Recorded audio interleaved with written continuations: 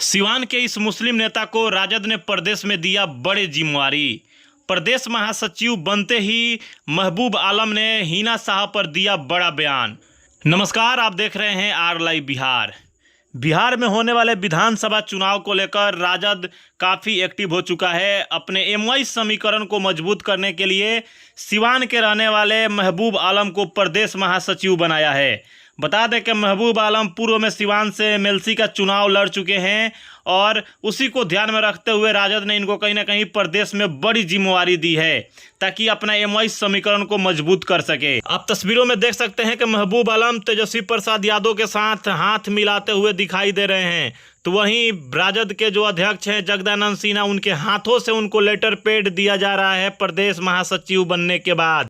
महबूब आलम प्रदेश महासचिव बनने के बाद जैसे सिवान पहुंचे, वैसे मीडिया से बात करते हुए उन्होंने हिना साहब के ऊपर बड़ा बयान दिया है और उन्होंने साफ कहा है कि आने वाले समय में सिवान में एमवाई समीकरण काफ़ी मजबूत होगा और इसका संदेश पूरे बिहार में जाएगा। बिहार में हमको जिम्मेवारी मिली है, हम एमवाई समीकरण को मजबूत करेंगे।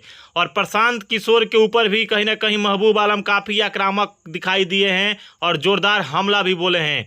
आइए आपको पूरा वीडियो दिखाते हैं, क्या कुछ कहते हैं महबूब आलम प्रदेश महासचिव बनने के बाद। सबसे पहले तो आप सभी चैनल वालों को मैं मुबारकबाद देता हूं, धन्यवाद देता हूं कि आज पटना से जब हम आए तो आने के बाद अपने ज़िला में एक प्रेस कॉन्फ्रेंस मैंने रखा है कि बिहार प्रदेश में हमको महासचिव का पद दिया गया है। सिवान में जो कुछ भी हुआ है, थोड़ी सी नाराज़गी थी। वो नाराज़गी घर में भी होती है, भाइयों में भी होती है, हर इंसान से होती है। वैसा कुछ नहीं है कि पार्टी से कोई भी लोग अलग है।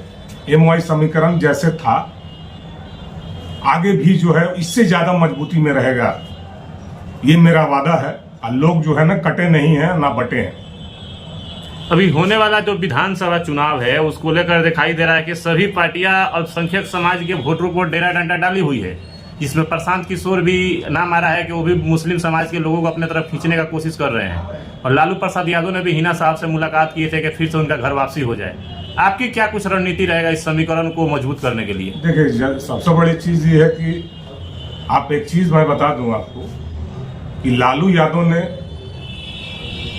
जो बिहार को दिया है, जो पिछड़ा को दिया है, जो दलितों को दिया है, जो अति पिछड़ा को जो उन्होंने दिया है, जितना उन्होंने काम किया है, जमीन से उठा के आसमान पे बैठाया है, वो सिर्फ लालू यादव की देन है, बाकी किसी की देन नहीं है। आज लालू यादव बीमार हैं, आज बीमार हैं, थोड़ा कमजोर हो चुके हैं, मगर पार्टी कमजोर नहीं हो चुकी है। पार्टी अभी भी वैसे ही है, पार्टी में मजबूती वही है। आज तेजस्वी यादव को कमान दिया गया है, वो कमान संभाल रहे हैं। ऐसा नहीं है कि वो कमान कमजोर पड़ा है। कुछ लोग जो है, कुछ लोगों की नाराजगी है, वो नाराजगी भी दूर हो गई है। और एमवाई समीकरण कल भी था, आज भी है और कल भी रहेगा।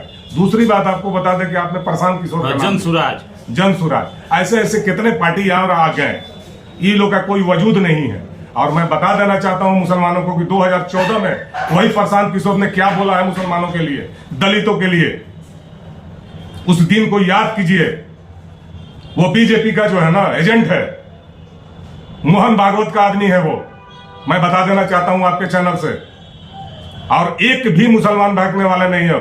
वो 50% टिकट देके मुसलमानों को बहलाना चाहता है, तो वो भूल जाए। मुसलमान अगर सच्चा मुसलमान होगा, सच्चा दलित होगा, तो एक भी उनके साथ नहीं जाएगा। और आज भी मैं बता देता हूं कि 2025 में फुल बहुमत के साथ आरजेडी आएगी और तेजस्वी यादव मुख्यमंत्री बनेंगे। मैं आपसे वादा करता हूं। और जहां तक प्रशांत किशोर की बात है, वो सब फंडिंग वाले पैसे से है। वो फंडिंग का पैसा जो घूम रहा है मार्केट में। अच्छा, जो भी हो, लेकिन उन्होंने ऐलान कर दिया है कि 243 सीटों पे अपना उम्मीदवार उतारेंगे और कहीं ना कहीं दिखाई दे रहा है कि जो दलित वोट बैंक है और जो अल्पसंख्यक वोट बैंक है उसी पे उनका सेंध है। देखिए, सबसे कमजोर मुड़ी यही ना है। कोई भी आता है ना तो दलितों के ऊपर तबला बजाता है, मुसलमानों के ऊपर तबला बजाता है। अगर यहाँ के दलित और मुसलमान अगर अभी भी होश में नहीं आएंगे तो यूपी का चुनाव को देख ले एक नजर उठा के, यूपी के चुनाव के लोग कैसे जो है वहां पे बीजेपी को जमीन में ला दिए हैं। अखिलेश यादव ने जो मेहनत किया है, वहां के जो लोग मेहनत किए हैं, कितनी भी पार्टियां वहां लड़ी है, कोई फर्क पड़ा है?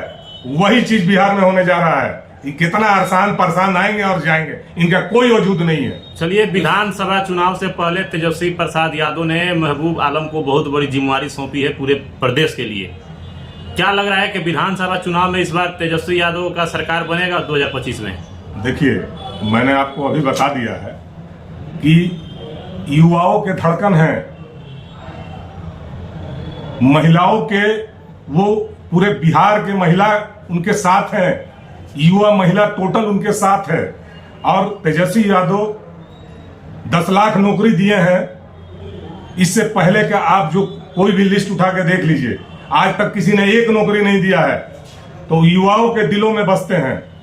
Tejashwi Yadav A to Z की बात कर रहे थे और चुनाव में साबित हो गया कि A to Z का उनका जो फार्मूला था वो फेल हो गया। तो फिर अब पिछले समीकरण पा गए हैं MY पर। क्या भरोसा है कि MY बरकरार रहेगा? नहीं, देखिए, कहने का मतलब ये है कि MY समीकरण ये कोई नया तो है नहीं। और वोट ऑफ परसेंटेज उठा के आप देख लीजिए पूरे बिहार का, कै परसेंट से जहां भी सीट अगर हारा है, वहां पे जहां भी सीट हारे, कै परसेंट वोट से हारे हैं बोलिए?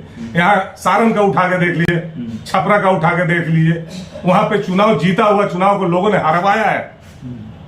1200 वोट से उन्होंने हारे हैं और 4000 का अनाउंस किया गया कि 4000 वोट से हारे हैं। वहां क्या अक्सरियत नहीं थी? वहां पे यादव की और मुस्लिम की टोटल अक्सरियत थी और दोनों वोट उनको मिला है। ऐसा नहीं है कि नहीं मिला है उनको वोट। राष्ट्रीय जनता दल के लिए जो योगदान सिवान के पूर्व सांसद डॉक्टर मोहम्मद शहाबुद्दीन साहब का रहा, उनको कोई तरजीह नहीं दी गई। चुनाव हारने के बाद थोड़ा सा संबंध बनाने की बात हो रही है। जहां तक बात है कि थोड़ी सी नाराजगी थी, शहाबुद्दीन साहब का हुआ कि नहीं हुआ ये सब लोग जानते हैं। और ऐसा नहीं है कि लालू यादव शहाबुद्दीन साहब के साथ नहीं थे या शहाबुद्दीन साहब लालू यादव के साथ नहीं थे। एक के बगैर एक नहीं चलते थे। दूसरी बात यह है कि शहाबुद्दीन साहब के लिए बहुत प्रयास किया गया, टिकट के लिए भी 5 दिन टिकट को रोक के रखा गया है, मगर कुछ ऐसे लोग थे, बिचवलिया कुछ ऐसे थे जिन्होंने उनको जो है ना भ्रमित किया। ऐसा नहीं है कि आरजेडी से उनका रिलेशन खराब है, कल भी था, आज भी है और इंशाल्लाह आगे भी रहेगा। ऐसा नहीं है। और वो चीज का अनुभव यहाँ की जनता भी जान चुकी है, मैडम को भी मालूम हो चुका है कि हमारे साथ क्या हुआ है क्या नहीं हुआ है। ऐसा नहीं है कि नहीं हुआ है। तो इसलिए हम कहेंगे कि कल भी लोग सब एक थे, कोई बहुत फौजदारी तो नहीं था, जमीन का तो लड़ाई नहीं था, जायदाद की तो लड़ाई नहीं थी। अरे कुछ बात की लड़ाई थी, होता है, आपस में होता है, फिर एक हो जाते हैं। लोग तो रोज जा रहे हैं पार्टी में, रोज चेंज हो रहे हैं। यहाँ तो बात की बात थी ना, थोड़ी सी बात थी, बहकाव में कुछ लोग बहका दिए थे, उसका जो है अंदाज उनको भी मिल गया। और आने वाला समय जो होगा वो बहुत बेहतर होगा, ऐसा नहीं है। आपकी मुलाकात राजद के जो अध्यक्ष हैं जगदानंद सिंह जी, प्रदेश अध्यक्ष, उनसे हो गई है? हमारी मुलाकात हुई। सबसे पहले हमारी मुलाकात डिप्टी सीएम तेजस्वी यादव से हुई। करीब करीब हमारे उनके बीच में 1.5 घंटे बात हुई। हम वो साथ में कॉफी पिए। उसके बाद से जो है हमारे साथ हमारे बड़े भाई MLC कारी शोएब साहब भी थे और भी बहुत सारे विधायक लोग भी थे, जगदानंद सिंह भी थे, सारे लोग थे। बरजस्ते उन्होंने कहा तेजस्वी यादव ने कि चलिए हम लोग मिल के आगे काम करते हैं, मजबूत बनते हैं। मैं किसी लालच में नहीं गया हूं कि मुझे टिकट मिल जाएगा। मैंने कोई वादा नहीं किया है कि मुझे टिकट दे देंगे। पहले पार्टी को मजबूत करना है, MY को मजबूत करना है। MY जो टूटा हुआ है उसको मजबूती की बात आप पूछ सकते हैं। हम उसके लिए बिहार के जहां भी हमको जो है सपुर्द किया जाएगा, मैं वहां के लिए तैयार रहूंगा। धन्यवाद।